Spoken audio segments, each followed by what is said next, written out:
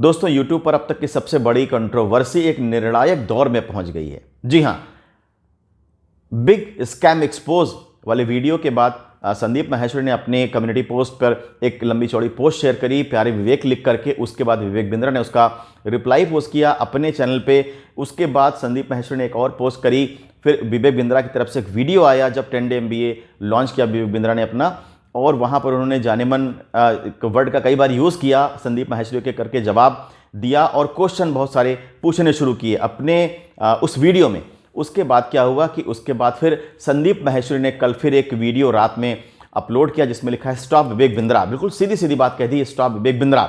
यानी कि Sandeep Maheshwari is quite sure that IBC model is a scam model और इस मॉडल ने लोगों को धोखा दिया है। जी हाँ, अब वहीं पर विवेक बिंद्रा कुछ और चैनल्स पे आए और उन्होंने ये बताने की कोशिश की it's not a scam business. ये स्कैम बिजनेस मॉडल नहीं है।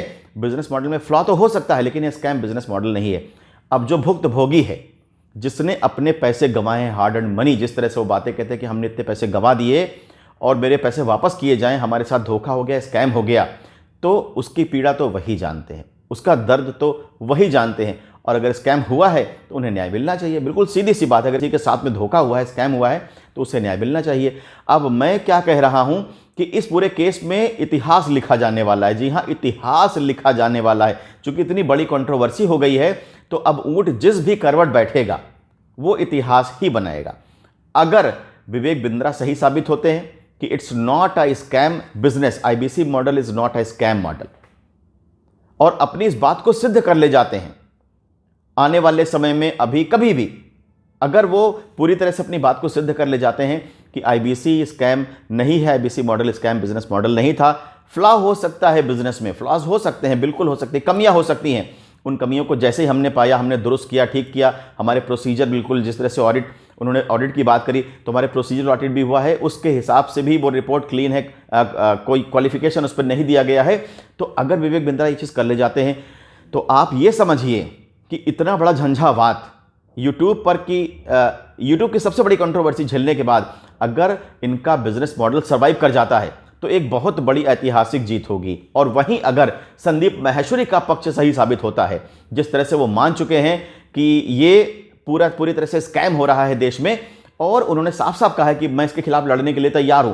संदीप माहेश्वरी ने साफ साफ कहा है कि अपने चैनल को मोनेटाइज भी कर सकता हूं क्योंकि वहां से जो पैसे हैं लीगल लड़ाई में हम खर्च कर सकते हैं। हम हर उस व्यक्ति के साथ हैं जिस पर्सन के साथ स्कैम हुआ है। कितनी अच्छी बात है कि जो लोग न्याय के लिए भटक रहे हैं उन्हें एक प्लेटफॉर्म मिल जाएगा, एक पर्सन का सहारा मिल जाएगा कि हां अब हम यहां से लड़ाई को जीत सकते हैं। एक हिम्मत आ गई है उन लोगों के अंदर जिनको लगता था कि उनके साथ स्कैम हुआ है, उनके पैसे डूब गए हैं। तो अगर संदीप माहेश्वरी का पक्ष पूरी तरह से सही होता है, यहां मैं क्लियर कर दूं, संदीप माहेश्वरी ने यह कहा था कि it's not Sandeep Maheshwari versus Vivek Bindra, it's public versus Vivek Bindra, it's Sandeep Maheshwari versus scam business. तो अब उन्होंने पूरा स्टैंड ले लिया है कि मैं स्कैम बिजनेस के खिलाफ खड़ा होऊंगा और लड़ाई लड़ने को तैयार हूं। तो अगर संदीप माहेश्वरी जीत जाते हैं, जी हां, संदीप माहेश्वरी जीत जाते हैं तो भी बहुत बड़ा इतिहास बनने वाला है, क्योंकि यह बात एस्टैब्लिश हो जाएगी कि एक पर्सन जिसके करोड़ में सब्सक्राइबर हैं और अगर गुड थॉट के साथ वो काम कर रहा है, लोगों के इंटरेस्ट में काम कर रहा है और कोई मुहिम छेड़ता है तो मुहिम को सपोर्ट भी मिल रहा है और वो मुहिम भी रंग ला सकती है। तो दोस्तों ये बड़ा इंटरेस्टिंग होगा देखना कि ऊंट किस करवट बैठता है।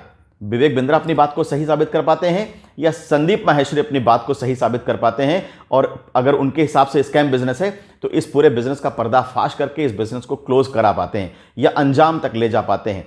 तो बहुत जबरदस्त लड़ाई होने वाली है। शुरुआत में तो ये लग रहा था कि दुखद है, क्योंकि ऐसा लगता था कि इतने बड़े इन्फ्लुएंसर्स जो यूट्यूब पर बहुत बड़े सब्सक्राइबर बेस लेकर के बैठे हैं वो आपस में इस तरह से लड़ाई लड़ रहे हैं। लेकिन जिस तरह से लड़ाई बढ़ती चली जा रही है और जिस तरह से दोनों एक दूसरे पे रिएक्शन दे रहे हैं और दोनों अपना अपना स्टैंड लेते पूरी तरह से दिखाई पड़ रहे हैं, ये लड़ाई बहुत ही रोमांचक होने वाली है।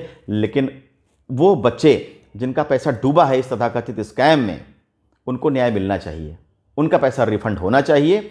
जो हार्ड एंड मनी, वो चाहे खुद से कमा के लाए हो या अपने पेरेंट्स से लाए हो या कहीं से उधार कर्ज लेकर के आए हो या अपनी ज्वेलरी को गिरवी रख कर लाए हो, उनके साथ भी न्याय होना चाहिए।